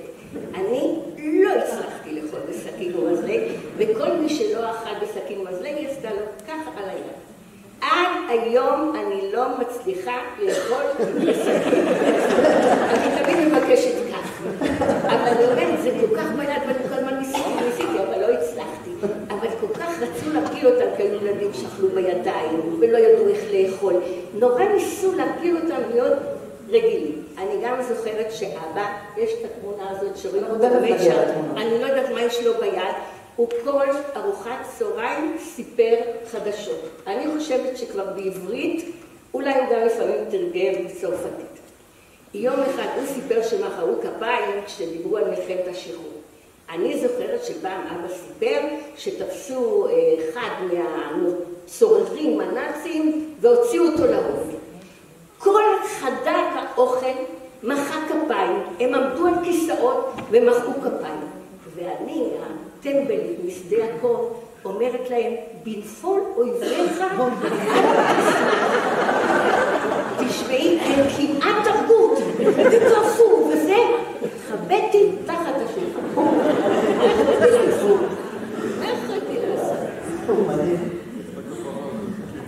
זה מראה כמה, בכל זאת, כמה שחייתי אותם, לא הבנתי אותם. אחר כך גם תמיד ידעתי שהם עברו צרות כל כך גדולות, וכשהם כל כך דעים, והיו ביניהם ילדות מוכשרות, הייתה ילדה אחת, הם היו שתי אחיות, זוכרת רק את השם של אחת אבלין. הם ילדו לרקום במסרגה אחת בכזאת אומנות. אז אמרתי, מה, הם עברו את השואה? הם מסכנו? או שהן מוכשרות? הן מוצלחות? או חולות? זה היה איזה מין סתירה. היה בהם כל כך הרבה כישרונות. את כל המורות שלי הם תפרו להם וסרגו להם, והם היו נהדרות. עם כל זה שהיו גם נפילות. היו נפילות ועליות. מה זה אומר? למשל, מה שהיא סיפרה, ססיל, איפה? לא ססיל, ציפור. חנה. חנה, אני תמיד קוראה לה ססיל, אני לא יודעת למה. ססיל זה השם של אחותה. אני למשל זוכרת מאוד שבכו, אבל בכלל לא הבנתי את העניין של הנצרות. חשבתי שבוכים כי מתגעגעים להורים. זה אני זוכרת לילות שלמים שבוכים, וכמה דרכים עוברים ממיטה למיטה לנסות להרגיע. לאט, לאט, לאט, המושג נרדם והיה שקט. אני זוכרת את היום הזה שפתאום אמרו, מצאו את האבא של אווה והוא בא לקחת אותה. הייתם אז עוד במוסד? זה היה כמו פצצה. כל הילדים פתאום התחילו לחשוב שימצאו את האבא שלהם. והיחידה שבכלל לא שמחה זאת הייתה אווה. היא בכלל לא רצתה לעזור את המוסד. והגיע אבא שלה, היא לא הכירה אותו, הוא היה נראה מאוד מאוד רע, מאוד שונה ממה שהכירה, לא רצתה לעזוב את המוסד. והיה צריך פשוט לעבוד ולהכריח אותה ללכת עם האבא. אבל זה שוב גרם שכל הילדים התחילו בלילות לבכות, כולם שוב התגעגעו להורים, היה איזה נסיגה. זה אני מאוד זוכרת את ההפצצה הזאת. אבא של אווה, מצאו אותו. וואו, זה קשה מאוד. מה את זוכרת מהשבתות במרקל? היו מאוד מאוד נחמדות, אני מאוד זוכרת את הסעודה השלישית בעיקר. אני לא יודעת, תמיד הייתה שם איזו הצגה, תמיד הייתה איזו עוגה מאוד מיוחדת שלא הכרתי אותה. תראה, אני בסך הכל הייתי ילדה קטנה, אני כנראה זוכרת עוגות ודברים כאלה. את זוכרת יפה. אבל דווקא את הארוחות האחרות אני לא זוכרת, דווקא הסעודה השלישית אני מאוד זוכרת, היא הייתה מאוד חווייתית. יעקב בולקה מספר שהם היו, שבין מנה למנה, אז נהגו לשיר שירי ארץ ישראל, ואת זוכרת את זה? אני זוכרת ששרו שירי ארץ ישראל, אבל אני יותר זוכרת, וזה דווקא, אני לא יודעת אם זה עשה טוב לאופי שלי, היו שמים אותי על כיסא, הייתי ילדה קטנה, מארץ ישראל, הם לא ידעו עברית, היו שמים אותי על הכיסא, ואומרים תשאירי לנו שירים, וזה די מצחן, ולא ישרתי את כל השירים, שיקרתי מהגן, ושירי חנוכה, ופורים, ופסח, אני זוכרת את השירים, אבל מאוד מצד הזה שהייתי סוליסטית. איך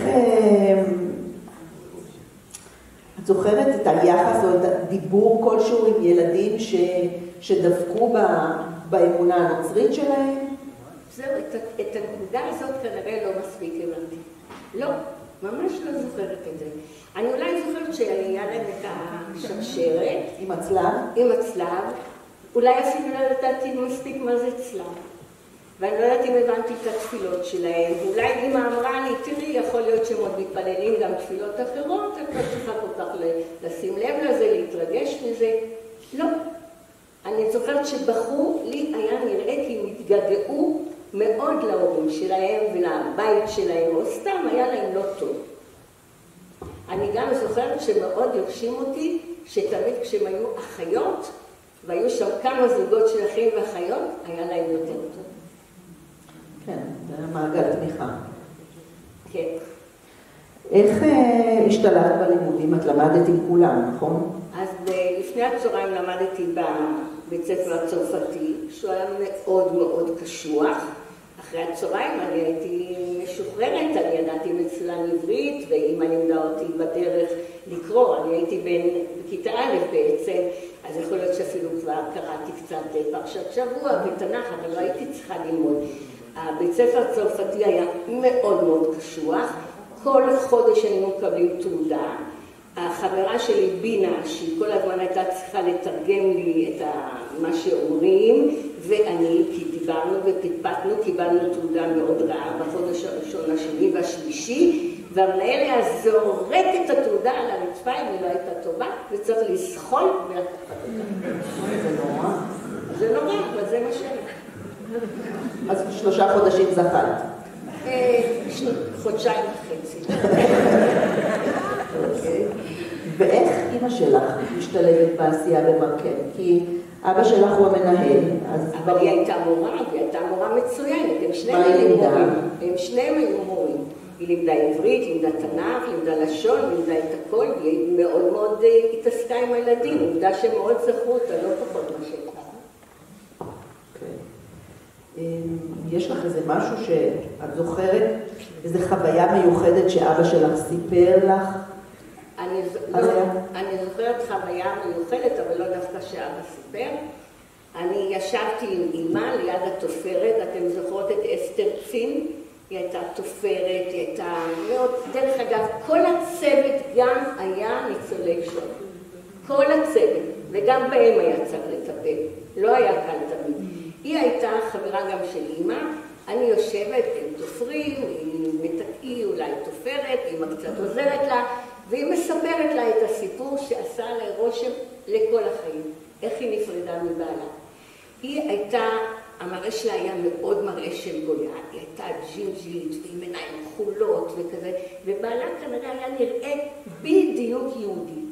והיה להם הסכם שכשעולים לרכבת, נאצים, גסטאפו, ולוקחים אותו, היא עושה כאילו היא לא מכירה אותו, והוא כאילו לא מכיר אותה. וכך היה האירוע האחרון. נכנסים, לוקחים אותו, היא כאילו לא שייכת בכלל לעניין, ולוקחים את בעלה. אי אפשר לתאר מה הסיפור. אי אפשר לתאר מה הסיפור הזה עשה לי. כל החיים אני זוכרת אותו. איך אישה ככה נפרדת מבעלה? נורא. יש לך איזה שהן אנקדוטות נוספות שאת זוכרת, שאת רוצה להפתיע אותנו איתן? מה עוד סיפרתי לה? אמרתי שיש לך הפתעות, אני כוססת ציפורניים כבר שבועיים. הנה, זה אסתר צין, לא סיפרתי לך מאוד. אוקיי. רוצה שנעבור לתמונות? כן. טוב.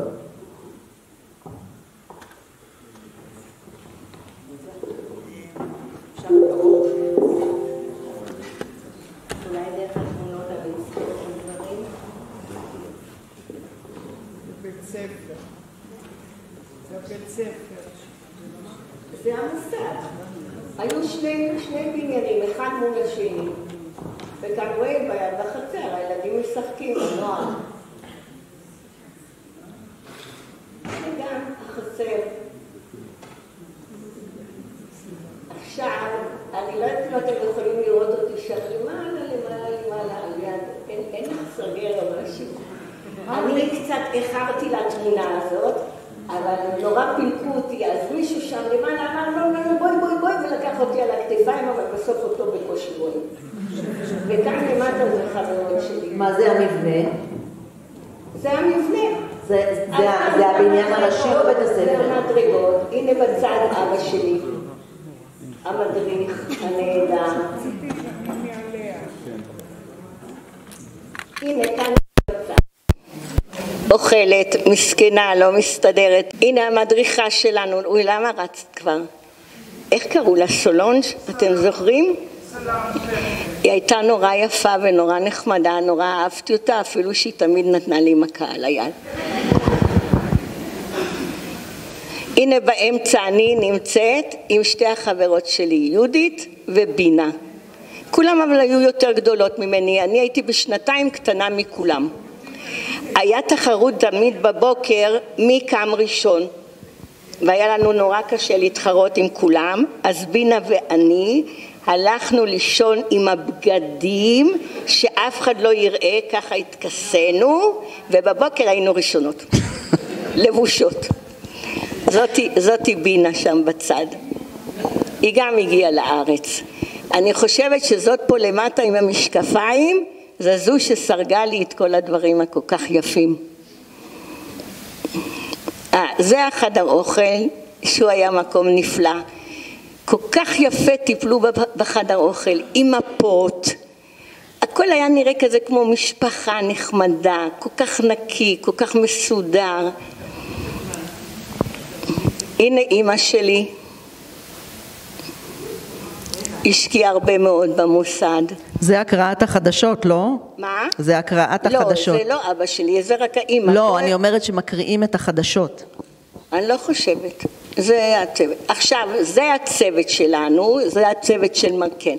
אמא, אבא, יהודה אלעמי, שאחר כך הגיע לסל, אחד שאני לא זוכרת את השם שלו, חיים שלום, טוב, אניה, שני דוד, אחד דוד ריטרמן ואחד יעקובוביץ'. זהו. את רואה, אני גם זוכרת. והנה אבא ואמא, וואי, למה התמונה כל כך לא מוצלחת? והנה אבא, הוא היה גם שחקן, גם מורה, בטח הוא מחזיק פה משהו ביד כדי מאוד להרשים אותם, אני לא יודעת מה. היו מקשיבים לשיחות שלו, אי אפשר לתאר, גם בארץ הוא היה מורה נהדר, אבל שם הוא מאוד כבש את ליבם. הוא זה שסיפר שהנאצי הזה נהרג והם קפצו לי על הכיסאות. זאת אני. טוב, אני אמרתי שאת התמונות שלי לא צריך להביא. זה שוב החברות שלי ואני. זה, אבל באמת לא קשור בכלל למרקן, זה רק דבר שאני סבלתי בו. אנחנו, אז לא היה אווירון, נסענו באונייה, ובאונייה נסענו, היא אולי הייתה מצרית או עם המון המון מצרים, כי גם עצרנו באלכסנדריה, וכנראה שאני שם באונייה נדבקתי באיזה, לא יודעת להגיד, חיידק או משהו, בכל אופן, היה לי הרבה מאוד זמן איזה פצע גדול בראש, הנה כל הזמן חבשו לי בכובע ומשחות והכל, זה הסבל שאני סבלתי מהנסיעה. שנים אחרי זה יכולתי להגיד מתי יהיה גשם. לפי הצלקת, כשהייתה קצת זה, ידעתי שעומד להיות גשם. היו שואלים אותי אם יהיה גשם. זהו.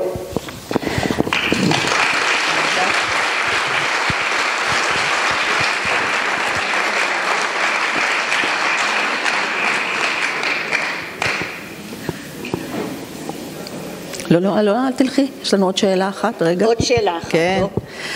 את סיפרת לי, שולמית, שבשנה האחרונה לחייו, אבא שלך בהיותו בן 91, סיפר לך סיפור ששמעת לראשונה. נכון, זה קשור לזה שהיה מאוד קשה גם לעבוד עם הצוות, כי מאוד היה צריך להתחשב בהם. לפעמים היו בני מריבות, כל אחד בא עם המטען שלו, הם כולם היו ניצולי שואה שאיבדו את המשפחה והכל, הם היו המדריכים גם חלקם, הם היו הטבחית, האחראים, הכל. והיה מדריך אחד, לא נעים לומר, הוא קצת התעסק עם אחת החניכות.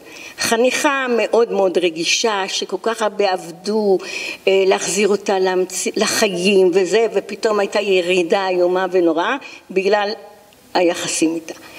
עכשיו הם היו נורא בדילמה, כי מצד אחד הם לא רצו לפגוע בו. הוא גם היה בסך הכל, בא מהמחנות או מהמנזרים, אני לא יודעת מאיפה, וגם לא רצו לפגוע בה.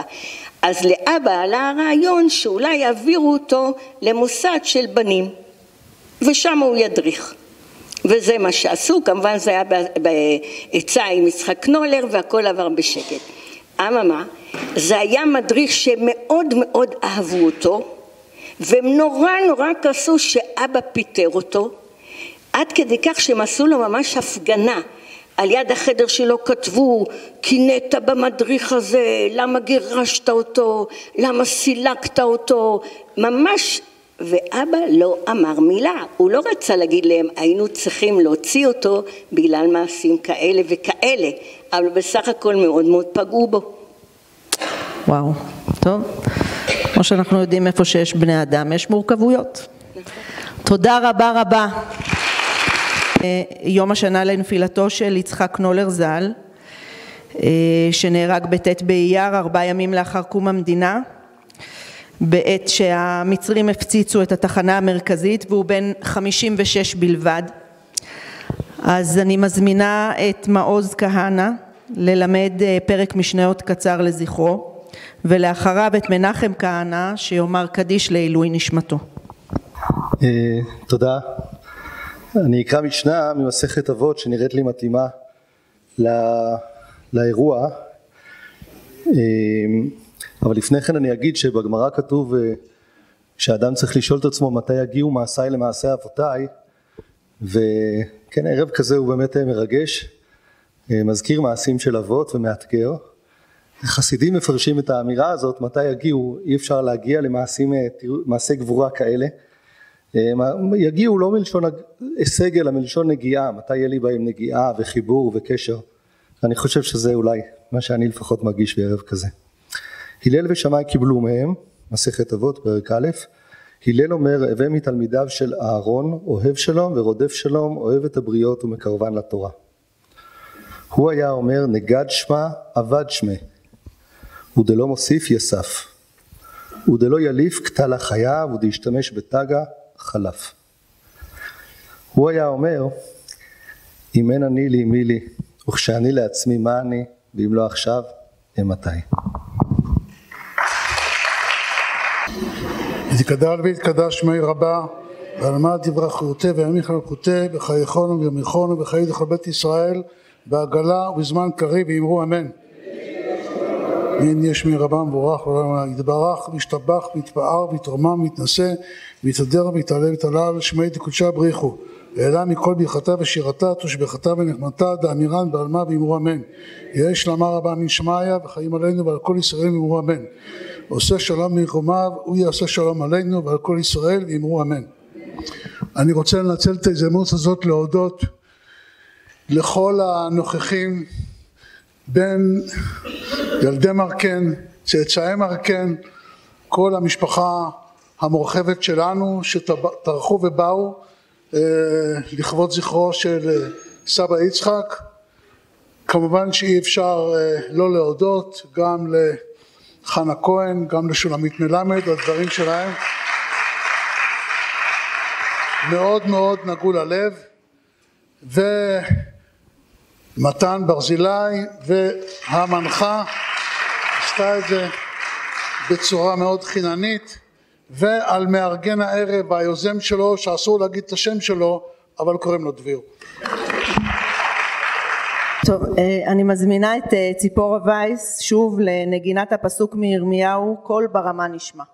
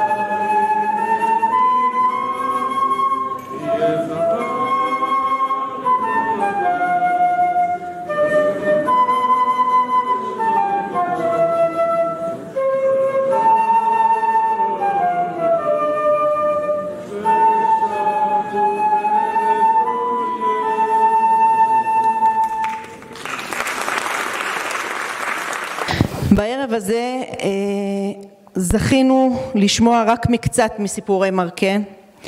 הילדים שברוך השם חזרו ליהדות ושזכו ועלו לארץ, התיישבו בה והקימו בה בתי אב גדולים ומפוארים. וזו גם תמצית עשייתו של יצחק נולר ז"ל ושל כל הנוטלים חלק במלאכת הקודש הזו.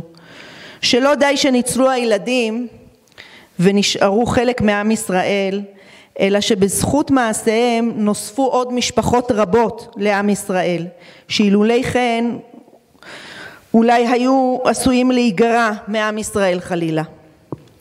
אני רוצה קודם כל להודות לכל מי שטרח והגיע, וכל מי שהתרגש איתנו ושיתף אותנו מזיכרונותיו.